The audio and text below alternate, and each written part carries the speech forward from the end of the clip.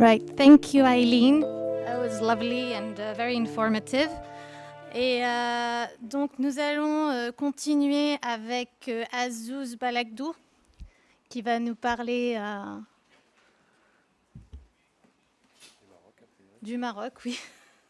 J'ai eu un...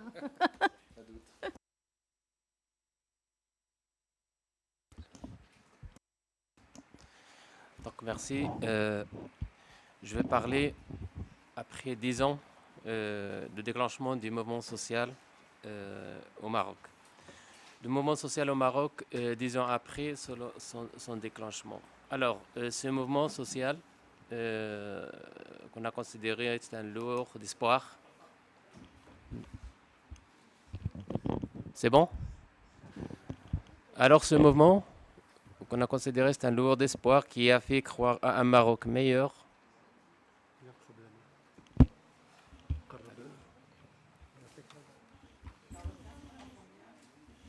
Vous entendez bien? Les deux comme ça.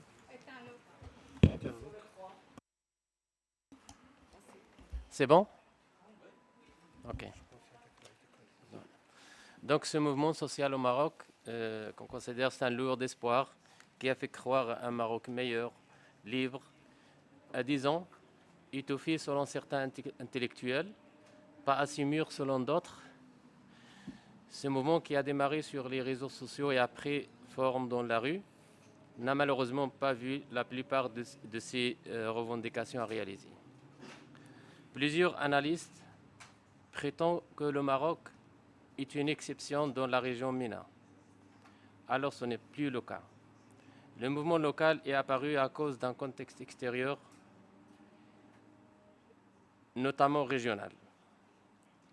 Il y a des sociétés qui ont maintenu la stabilité et d'autres ont viré au chaos. Un chaos qui a donné suite à des guerres civiles, religieuses ou raciales. Depuis les années 80, les protestations au Maroc ont toujours eu une forte relation avec le pouvoir d'achat. Cela est calculé en économie avec le taux d'inflation. À un moment dans l'histoire au Maroc, des conditions contre le coût élevé des produits essentiels sont apparues. La période de 2011, 2012, 2013 a connu une augmentation du taux d'inflation au Maroc, un peu plus que ce que peut supporter le simple citoyen marocain. Vu son pouvoir d'achat qui a été stagnant, et c'était l'année de la colère au royaume. Le même scénario s'est produit en 2016 et qui a donné suite au mouvement social au RIF ou encore du boycott de 3 produits alimentaires en 2018. En 2011, 2016, puis 2018, le taux d'inflation a presque atteint 2% et dans quelques régions du pays, il a dépassé ce taux si on prend en compte les charges de transport des marchandises, surtout des produits essentiels. Donc des facteurs qui se ressentent sur le pouvoir d'achat. En gros, les protestations en général restent liées au pouvoir d'achat du citoyen. Mais quand même, engendre aussi des revendications sociales et de liberté, etc. Donc il y a des questions qu'on se pose actuellement après 10 ans de déclenchement de ce mouvement. Et quand on parle du mouvement social au Maroc, on parle du mouvement de 20 février, qui a été créé en 20 février 2011.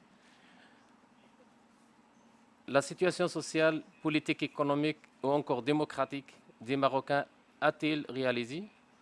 La dignité, la liberté et la justice sociale ont-elles été réalisées? Est-ce que ce mouvement, ou bien le mouvement 20 février a-t-il disparu? Et pourquoi? Donc la plupart des intellectuels marocains s'intéressant à ce sujet sont mis d'accord sur les acquis réalisés, mais les réformes promises par l'État n'ont pas abouti. Selon Abdelatif Labé, c'est un poète et écrivain marocain, estime que, comme la plupart des mouvements sociaux qui ont grandi pendant le printemps arabe Moi, je dis le printemps méditerranéen, j'ai bien aimé le mot. Le mouvement social au Maroc a été avorté, mais d'une façon différente de celle dans les autres pays, vu que le Maroc a ses particularités et ses méthodes pour faire fin à tout ce qui exprime un refus par la société à des pratiques de l'État. Actuellement, le mouvement n'est plus fort qu'en 2011. Du point de vue économique, Rachid Aouraz pense, c'est un économiste marocain, pense qu'il est trop tôt pour faire un bilan, même si 10 ans après. C'est pareil. Par contre, il est bientôt trop tard pour finir le bilan. Ouais, c'est ça. Ouais. Même si 10 ans, c'est pareil énorme comme période, mais dans l'âge des sociétés, ce n'est que demi-journée. Donc oui, il y a des choses qui ont changé après 10 ans et d'autres qui sont restées dans la continuité connue par les sociétés.